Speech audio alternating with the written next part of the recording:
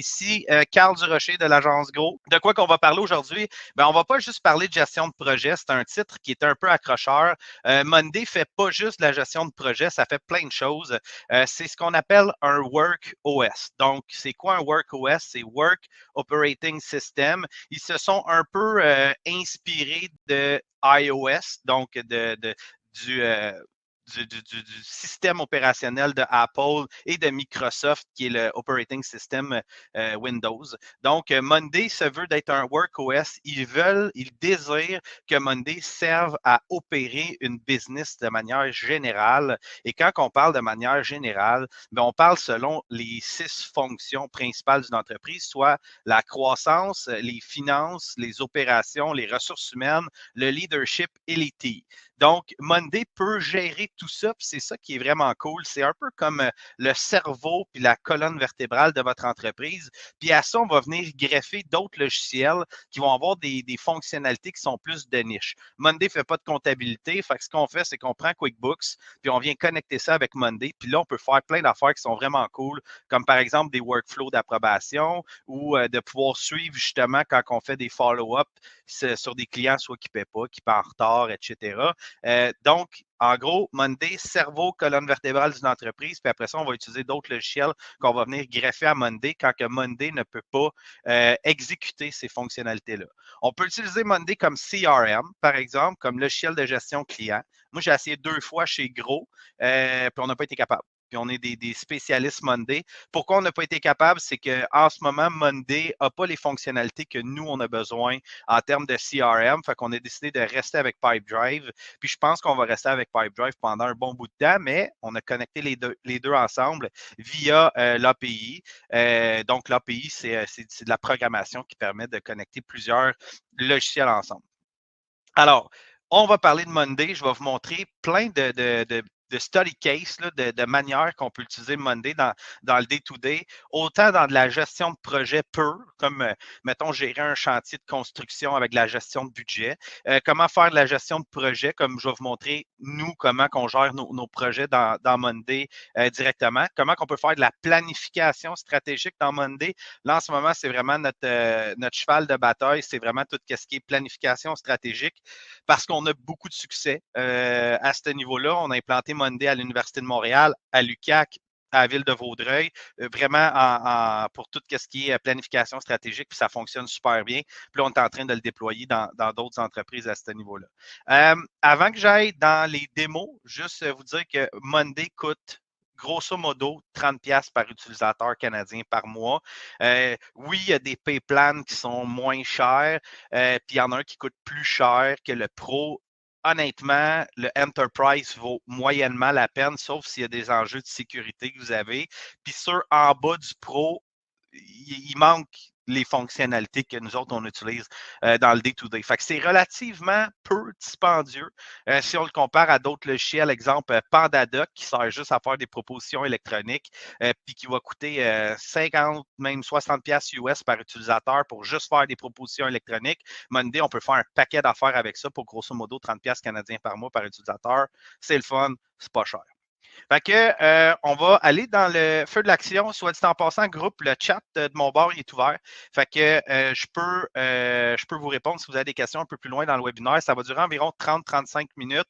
À la fin, je vais tester mon bouton ici, Offer. Est-ce que vous voyez mon offer en ce moment quand je clique dessus? Ou, Start Offer. Fait que à la fin, là, je sais peut-être qu'il apparaît en ce moment. Là, je ne suis pas vraiment au courant. Puis là, je viens de me rendre compte que je ne suis plus capable de l'arrêter. Fait que il est là, l'offre est là. On donne en fait un atelier de 4 heures avec Monday, qu'on va aussi designer vos processus. Ça vaut 1950$. On ne donne jamais ça gratuit. Ce n'est pas un genre de cossin de webinaire de quelque chose qui vaut 2000 que finalement on donne en rabais. On en donne juste 4 justement parce que ça vaut vraiment ça. Puis ça prend quand même pas mal de temps à faire. Fait que c'est un atelier de 4 heures qu'on vous aide à optimiser votre système. Si vous en avez déjà un ou si vous n'en avez pas, mais c'est qu'on vous kickstart, on vous fait un petit setup vraiment de base gratuitement. C'est 0$, puis c'est vous passez 4 heures avec nous, puis en plus, on va vous monter de la documentation. Fait que pour profiter de l'offre, je pense que vous cliquez dessus. Je ne sais pas trop comment ça fonctionne. Pas moi qui l'ai fait. Si jamais ça ne marche pas, l'offre, vous m'enverrez un courriel, mais on prend vraiment juste 4 personnes. Est-ce qu'on peut associer Monday à Calendly? Daniel, oui. Ça c'est sûr que oui. Vous allez voir que Monday a des ambitions très, très grandes en termes de fonctionnalité puis de connectivité. Fait que c'est assez débile tout ce qu'on peut faire. Je partage mon écran à l'instant. C'est un écran ultra wide. Désolé pour ça, je suis au bureau puis je n'avais pas mon écran plus standard. Fait que ce que je vais faire, c'est que je vais zoomer le plus possible puis j'aurais besoin. OK, je le vois, mon partage d'écran. All right, on va faire ça comme ça. Puis si je scroll, OK, ouais, non, c'est pas le fun pantoute. On va faire ça autrement. Je vais arrêter de partager mon écran. Ça, je vais mettre ça à droite. Ça, je vais mettre ça à gauche. Et c'est reparti. Je ne vois pas l'offre. Oui, la subvention est disponible pour Monday, absolument, entre 40 et 85 selon votre entreprise. On est affilié avec la firme comptable 2C2B pour tout ce qui est subvention.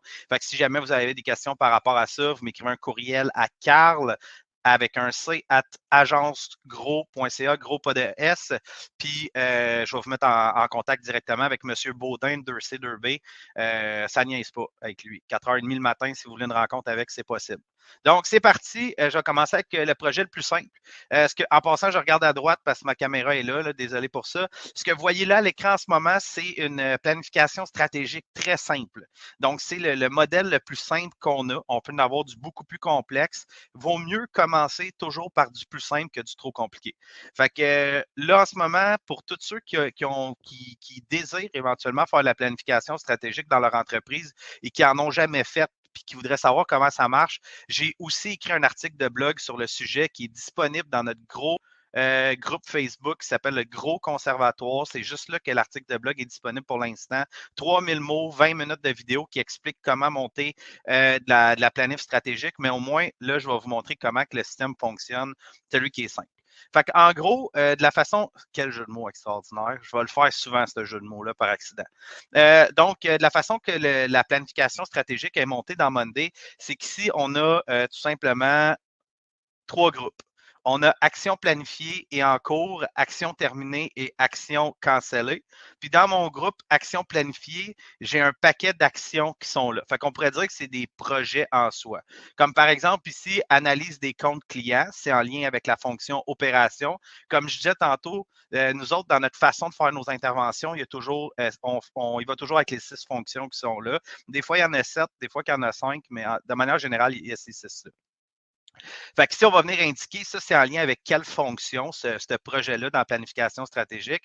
Ensuite, ici, il y a les milestones. Fait que si je clique sur les milestones, bien là, je vais voir ici que pour faire l'analyse des comptes clients, j'ai 4 grandes étapes avant de pouvoir dire que ça ici, c'est mission accomplie. Fait que si j'ai fait la liste des clients, appropriation du account management, évaluation des comptes clients, prise de contact avec les clients. Ici, c'est qui les personnes qui vont travailler là-dessus. Comme là, j'ai mon collègue Axel qui fait maintenant de la direction dans des entreprises chez nos clients. Puis j'ai moi qui viens le supporter un peu à ce niveau-là. Juste à côté ici, on a les milestones, les statuts, excusez-moi. Fait qu'on a bloqué en travail terminé, planifié, non déterminé, pas commencé, cancellé, puis deep dive. Ça se change en quelques clics. Ici, on peut en rajouter, changer les couleurs, etc. Je n'expliquerai pas c'est quoi un deep dive puis tout ça. Mon but, c'est vraiment plus que vous compreniez comment Monday fonctionne. Ensuite de ça, juste à droite, j'ai des échéanciers pour atteindre, pour réaliser ces milestones-là, puis j'ai des heures prévues qui sont ici. Fait que dans le fond, toute l'information qui est ici, là, ces 4 colonnes-là, sont pull dans mon item. Fait que ça ici, c'est ce qu'on appelle des sous-éléments. Puis ici, c'est un élément. Si je réouvre mes sous-éléments, ici, on peut voir que heure prévue, j'étais à 63, mais c'est qu'il va faire le cumulatif des heures qui sont ici. Après ça, ici, on a statut, plan de développement stratégique pour PDS Milestones.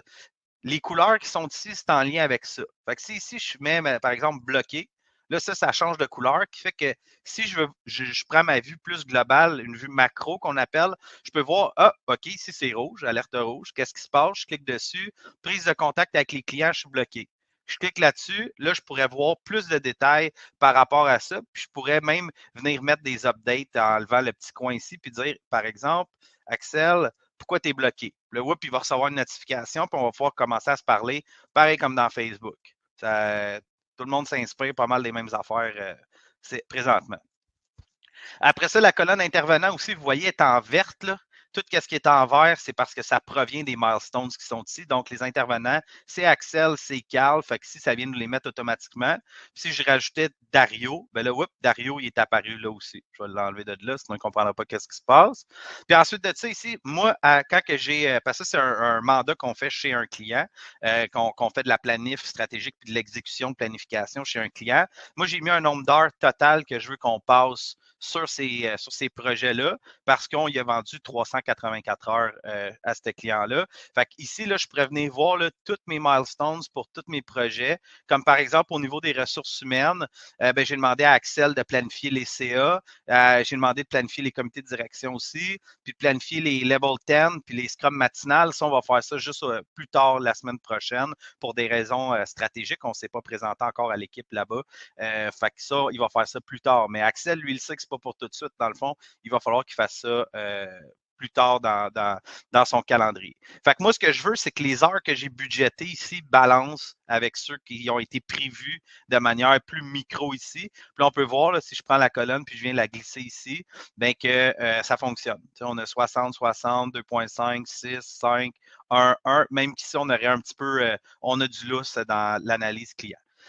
Fait que, tu sais, quand même relativement simple. Je pourrais évidemment ajouter des lignes ici, puis je pourrais venir ajouter des colonnes à mon tableau, comme une colonne texte, par exemple. Mais bon, suite à des tests, on en a convenu que cette façon-là de faire était simple, puis elle fonctionnait vraiment super bien.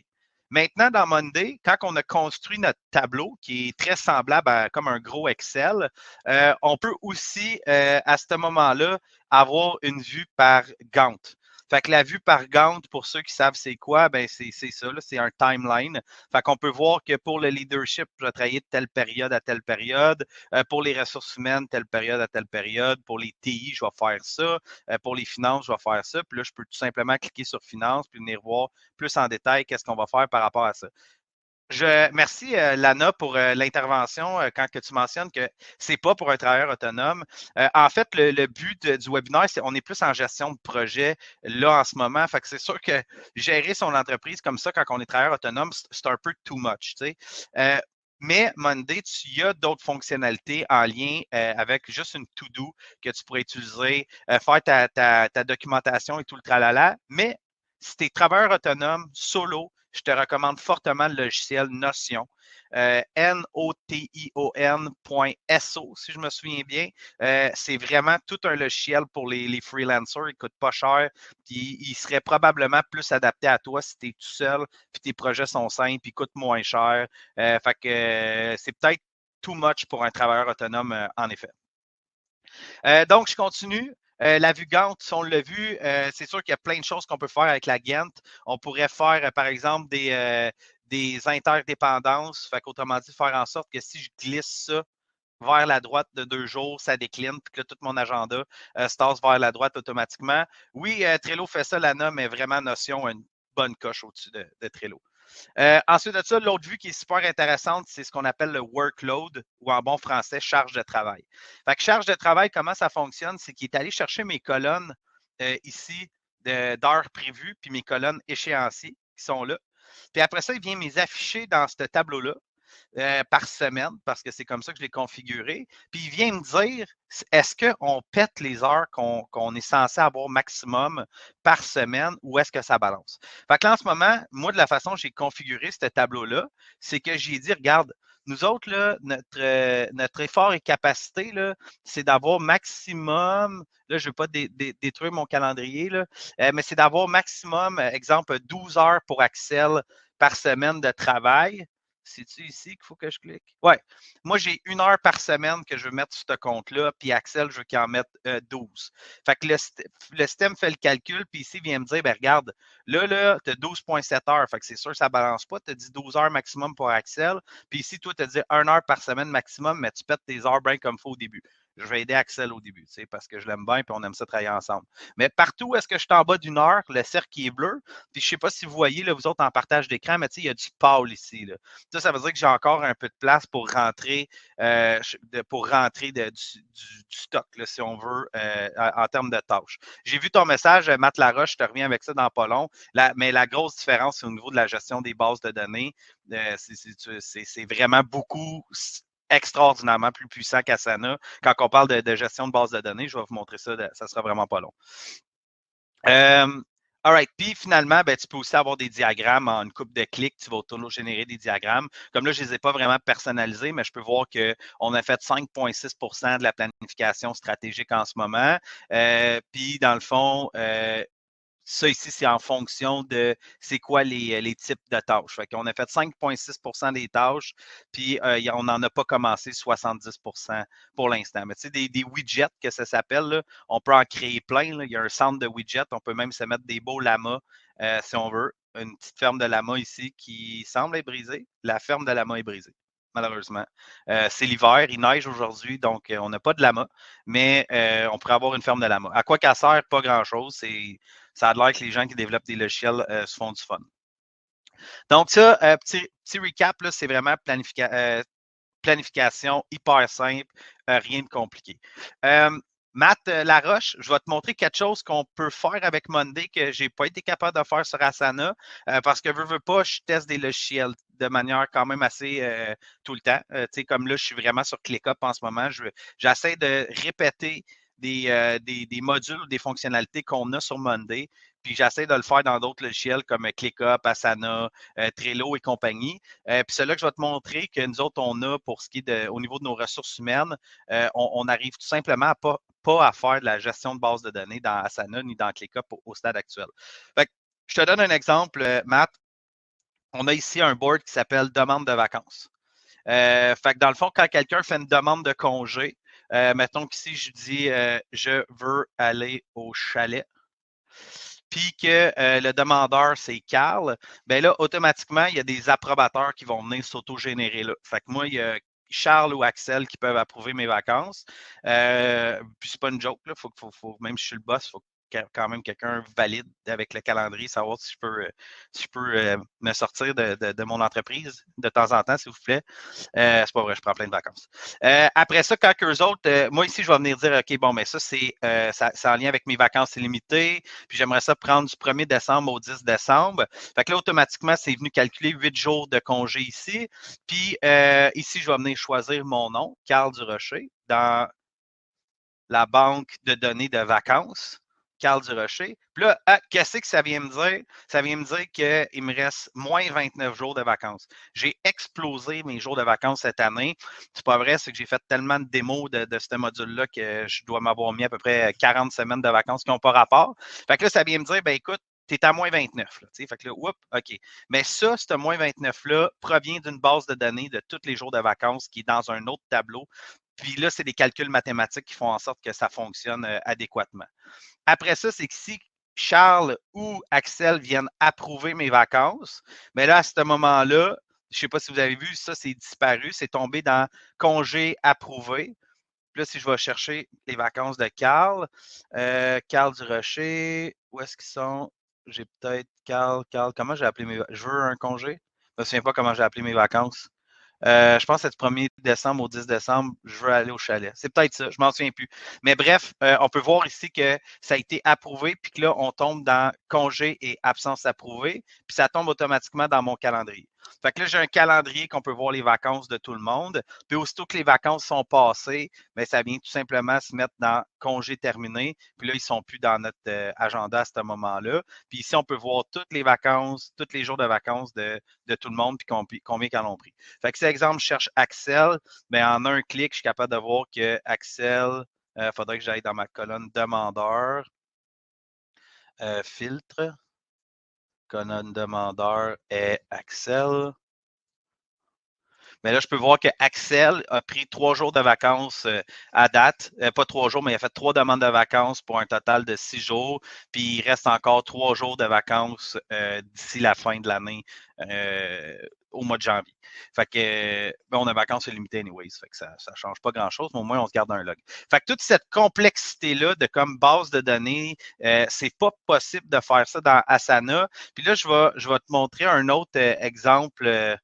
Je ne peux pas le montrer, c'est ça l'affaire. J'aurais vraiment aimé ça, montrer un autre exemple de base de données, mais c'est dans le dossier d'un client très, très sensible. Fait que je peux malheureusement pas te le montrer, Matt, mais si j'ai du temps, je vais vous en monter une petite base de données, puis ça va te donner un bon exemple. Ensuite de ça, qu'est-ce qu'on fait d'autre dans Monday, mis à part de la gestion de base de données, puis de la gestion de vacances, puis de la gestion de projet? Bien, c'est qu'on a un gros deck. Puis ce gros deck-là, ben, qu'est-ce qu'on voit dedans? On voit tout simplement c'est quoi les skills de tout le monde. Fait qu'avant que je me fasse chicaner parce que les employés, Carl Durocher, vont me dire que j'ai exposé leurs skills, on va montrer les miens. Fait que, en gros, on va mesurer le staff en fonction de nos 4 valeurs d'entreprise qui sont le leadership, la croissance, la transparence, l'authenticité puis le professionnalisme. Puis ça nous donne un indice PA pour People Analyzer. Si ici, je remplace place amélioration pour en démontre, ça vient me donner un point. Puis là, nous autres, ce qu'on veut faire éventuellement, c'est de faire en sorte de mettre des bonus qu'on va multiplier par l'indice PA. Fait que si tu as 0,8, quand on te donne ton bonus, tu as 80 de ton bonus. Fait que bref, on vient mesurer ici toute l'équipe sur ces 4 valeurs-là, en démontre, place amélioration, à démontrer, puis non présent. Puis ça va venir calculer automatiquement un indice PA. Après ça, à droite, ça, c'est les strikes. Puis après ça, ici, on a moyenne de skills. Fait qu'on mesure les skills du staff en fonction de l'engagement, l'utilisation des outils, le MarTech, etc. On vient mettre des points ici. Puis après ça, en fonction des points, ça donne une note sur 10. Puis là, on est capable d'évaluer, bon, est-ce que ça fait du sens, si on veut comparer 2 personnes qui ont sensiblement les mêmes fonctions dans l'entreprise, puis on veut savoir, OK, mais est-ce que nos salaires sont justes et équitables? Bien là, on est capable de voir si ça fait du sens grâce à ça. Puis on a aussi accès à toute l'information de notre staff directement dans Monday. Fait que quand on les embauche, on leur envoie un formulaire automatique, ils le remplissent, puis un coup qu'ils le remplissent, bien, toute l'info rentre là. Est-ce qu'ils ont un ordinateur chez eux? C'est quoi qu'ils ont une chaise, un bureau? Ils ont pris combien de congés? C'est quoi les types de congés qu'ils ont pris? C'est quoi leur rôle? C'est quoi leur numéro d'assurance sociale? Si vous êtes en train d'enregistrer, vous voulez acheter des diamants au Liban, c'est le temps. C'est quoi leur salaire, etc. Tout est accessible directement dans cet autre module-là. Fait que là, grosso modo, on vient de voir 3 choses complètement différentes. Planification stratégique, gestion des vacances. Là, on vient de voir qu'on peut aussi ranker des employés. Nous autres, on appelle ça le gros deck, cette affaire-là. Maintenant, ce qu'on va voir ensemble, c'est comment on peut faire de la documentation dans Monday pour en faire de la gestion de projet. Quand on fait de la gestion de projet ou gestion des opérations ou gestion d'entreprise, c'est sensiblement toute la même chose. Quand on fait de la gestion comme ça, c'est super important de documenter si vous voulez que ça soit fait adéquatement. Fait qu'on a un espace de travail que c'est juste la documentation. Puis là-dedans, on documente à toutes les fois qu'on a, nous autres, on appelle ça des monsters, là. Mais des monsters, en réalité, c'est, je le cherche, septembre, c'est nos genres de conseils d'administration. Fait qu'on va venir documenter ici nos conseils d'administration. C'est quoi notre focus? C'est quoi notre vision? Ça, c'est notre planification stratégique. Je sais, j'aime ça faire des beaux dessins. Puis après ça, plus bas, ben, là, on commence à avoir du data. Fait que là, on commence à avoir du tableau de bord. Fait qu'ici, on peut voir que jusqu'à date, on a fait 41 de notre planification stratégique de notre année financière qui termine le 1er avril. Fait qu'on est correct, on est on point. Après ça, c'est où qu'on met des efforts? Bien, principalement sur la croissance présentement. Mais ça, c'est des actions en lien avec les fonctions de l'entreprise. Puis ici, c'est le nombre de temps. Fait qu'on peut voir qu'on consacre vraiment, vraiment beaucoup plus de temps. On consacre vraiment beaucoup plus de temps au niveau de nos opérations, optimiser nos opérations, qu'on va en mettre au niveau des ressources humaines, par exemple. Après ça, ici, bon, ben, on continue notre documentation. Après ça, ici, je suis venu mettre l'ordre du jour de notre conseil d'administration, puis le plan de développement stratégique. Fait qu'autrement dit, je peux prendre un document, créer un genre de Google Doc, puis venir intégrer des morceaux ou des tableaux de Monday. Puis que là, après ça, quand nous autres, on commence à faire notre conseil d'administration, bien, je pars en haut, puis j'ai tout accès directement dans la même documentation. Puis quand je vais faire mon prochain plan de développement stratégique, bien, je copie-colle ma structure, puis après ça, je vais juste venir l'adapter tout simplement pour le prochain. Fait qu'on a fait ça pour nos conseils d'administration, mais je fais ça aussi pour mes structures salariales. Fait qu'exemple, si je vais dans ressources humaines ici, puis que je clique sur structure salariale, mais là, j'ai un document dans Monday, mais j'ai aussi des tableaux dedans, que là, on vient dire, bon, mais c'est quoi les commissions qu'on donne, c'est quoi tous les salaires qu'on donne en fonction de l'année d'expérience, puis tout ça, même chose pour la technologie, même chose pour les architectes, puis après ça, ici, on vient mettre des détails par rapport aux vacances illimitées, par exemple. Là, je vais arrêter de partager mon écran. Turn off. Voilà, de retour. Bien, puis on va continuer à voir Monday, évidemment. Fait que, tu sais, Monday, là, on a vu deux aspects principaux, gestion de projet, puis après ça, on a vu vraiment qu'on peut développer une coupe de fonctions pour les ressources humaines, puis on a aussi vu qu'on pouvait faire de la documentation. Comme je l'ai expliqué tantôt, le but de Monday, c'est d'être le cerveau pour la colonne vertébrale de votre entreprise, puis de se plugger sur d'autres logiciels. Moi, en tant qu'entrepreneur, je ne suis pas un gros fan de QuickBooks. J'aime pas ça rentrer dans QuickBooks, checker ma comptabilité, mes comptes. Il faut que tu cliques un peu partout. Tu sais, QuickBooks, lui, il sait à côté de moi, là, il fait de l'API là-dessus, ça fait 300 heures. Là, mais c'est compliqué. Tu sais, l'interface n'est pas le fun.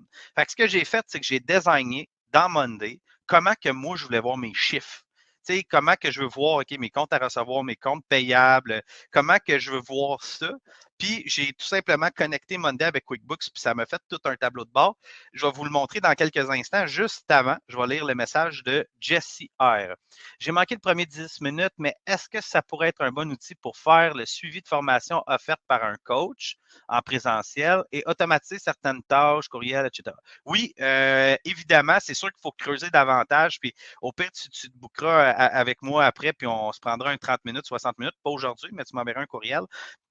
Nous autres, on a connecté Monday avec un système de LMS, fait qu'un Learning Management System, là, une plateforme de formation en ligne pour une entreprise qui a un gros roulement d'employés. Puis eux autres, en gros, ce qu'ils voulaient savoir, c'est quand il y a un employé qui rentre, ils voulaient tout automatiser le processus de formation.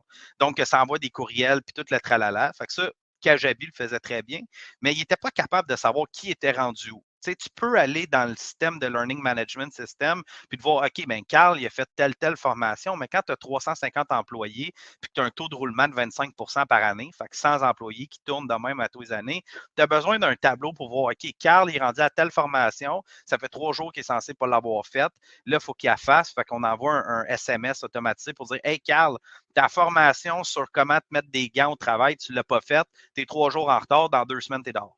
Tu sais, évidemment, c'est pas vrai, c'est pas ça qu'on a fait, mais c'est pas loin de ça. Fait qu'on a connecté Kajabi avec Monday pour agencer des formations en ligne automatisées avec une coordonnatrice qui peut savoir où est-ce que tout le monde sont rendus.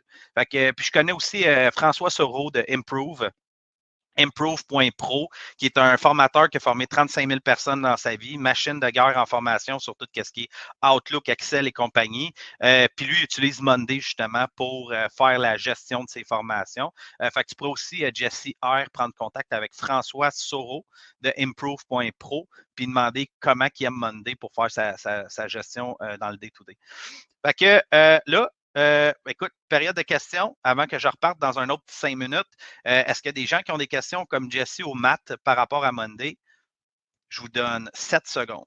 1, 2, 3, 4, 5, 6, 7. All right, je vous montre à l'instant comment que j'ai plugué QuickBooks avec Monday. Puis soit dit en passant, c'est une petite connexion bien simple. C'est rien de compliqué. On a des clients qui nous demandent des affaires vraiment plus complexes que ça. Finance, payables recevables. Et voilà, gestion des payables recevables. Moi, je vais aller dans mon cash flow. All right. Fait que je vous explique comment ça marche. À toutes les fois qu'il y a une facture qui est générée de QuickBooks, ça me crée une ligne ici, puis ça vient me mettre tous les détails en lien avec la facturation directement dans Monday. Fait que là, je vais juste squeezer tous mes groupes, puis je vais vous montrer mes cash flow in. All right. Fait que cash flow in, comment ça fonctionne? Ben, c'est que ma mère reçoit une facture ici. Ça, c'est toutes des factures qui sont auto-générées. Ils sont générés dans QuickBooks, puis après ça, ils sont rentrés là. Puis ma mère, la seule chose qu'elle a besoin de faire, c'est de venir assigner les montants à des mois. Fait que là, ici, par exemple, on peut voir là, que ça, c'est toutes des bills, que la cash est encore dans la colonne QuickBooks, parce que ces entrées d'argent-là n'ont pas été assignées à un mois, parce que ça a tout été signé comme là, récemment. Fait que ma mère, elle n'a pas eu le temps de les imputer au bon endroit. Après ça, Guylaine, qui est ma mère, directrice financière, la mère de ma soeur et la femme de mon père, ici, va venir imputer les montants au bon mois, qui fait que moi, là, je fais juste regarder en bas ici, là, complètement en bas, puis je suis capable de voir, OK, en août, là, on a encore ici 1300, ouais, exact, 1300 pièces à collecter. En septembre, 6400. En octobre, 21 000. Fait que j'ai comme pas trop d'arriérage dans mes comptes. Puis là, elle, ce qu'elle va faire, c'est justement venir rentrer tout le mois de novembre, que c'est sûr qu'il en manque à ce moment-là. Après ça, ben, toutes ces notes de collecte, elle va venir les rentrer dans Monday. Fait que si, admettons, j'en prends un qui a bien des notes, parce que des fois, ça prend plus de suivi. Mettons, je ne vais pas en montrer un en recouvrement, là, ça, c'est pas trop le fun de montrer ça. Mais mettons ici, INBI. Ben là, je peux voir tout le log que ma mère elle a fait en termes de suivi avec le client. Parce que, tu sais, oui, QuickBooks s'envoie des courriels automatisés, mais là, si elle envoie des courriels, si elle appelle le client, tout ça, moi, je veux des notes. Je veux savoir à toutes les fois qu'on l'a relancé pour que si un client qu'on relance tout le temps 5, 6, 7, 8 fois par facturation, ben que moi, je puisse intervenir à ce moment-là. Fait que là, je peux voir que pour ce client-là, la facture a été envoyée le 18 octobre. 1er novembre, il y a eu un rappel par QuickBooks. 8 novembre, il y a eu un rappel par QuickBooks. On est le 15. D'après moi, ce client-là va se faire appeler juste parce que ça se peut qu'ils ne reçoivent pas nos courriels, ça tombe dans les spams, on n'envoie pas ça à la bonne personne. Tu sais, les possibilités sont infinies. Bien là, à ce moment-là, ma mère, des fois, elle va me dire Hey, telle cliente, là, je ne sais pas pourquoi elle ne nous paye pas. Puis là, je vais checker dans Monday, je vois le log, puis je suis capable de voir, je suis capable de me faire un constat par rapport à ça. Tu sais, qu'est-ce qui fait en sorte que la personne ne nous paye pas? Fait que moi, je n'ai pas besoin d'aller dans QuickBooks. Je peux tout faire dans Monday. Puis ma mère peut même venir ici, là, puis me créer une tâche. Puis mettons, je vais retourner ici, clique ici, faire suivi pour, je ne sais pas, subvention. Là, je dis n'importe quoi. Puis là, elle va venir m'assigner la tâche, Carl. Ça, elle a besoin de ça pour vendredi. Puis là, elle va venir me dire Salut, Carl, j'ai besoin que tu envoies le dossier de sub à Jocelyn pour qu'il nous paie. Évidemment, je viens d'inventer tout ça.